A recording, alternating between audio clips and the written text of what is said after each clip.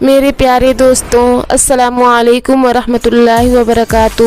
آج میں آپ سب کو کوئی واقعہ یا اسٹوری نہیں سناؤں گی، بلکہ خود پر بیتی ایک داستان سناؤں گی۔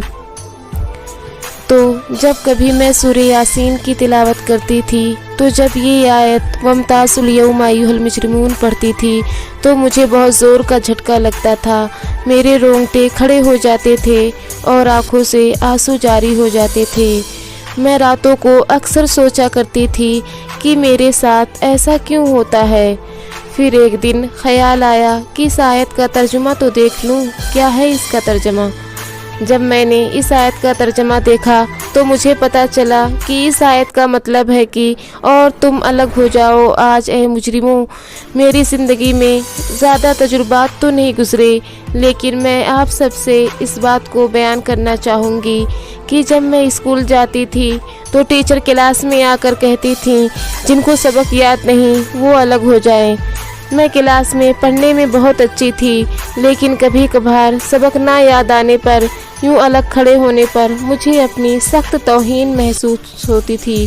ایسا لگتا تھا کہ سب لوگ مجھے ہی دیکھ رہے ہیں، جس کی وجہ سے کہیں منہ چھپا لوں۔ میرے پیارے بھائی بہن جو میری اسٹوری سن رہے ہیں وہ اس بات کو سمجھتے ہوں گے، تو آگے بڑھنے سے پہلے ہماری ویڈیو کو لائک اور ہمارے چینل کو سبسکرائب کر دیجئے۔ تو آج کلاس کی وہی بات یاد آنے پر میں شدت سے رو پڑتی ہوں کہ اللہ تعالیٰ نے روز قیامت فرمایا کہ گنہگارو آج الگ ہو جاؤ تو میں کہاں جاؤں گی؟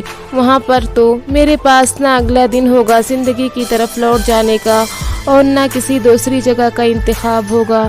پھر میں کہاں جاؤں گی؟ کہاں منہ چھپاؤں گی؟ اور اگر ہم مر گئے تو کیا قبر میں اپنا امتحان پاس کر سکیں گے؟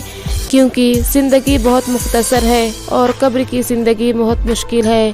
اللہ تعالی ہم سب کو سنت کے موافق زندگی گزارنے کی توفیق عطا فرمائے اور قبر کی منزل آسان فرمائے، آمین۔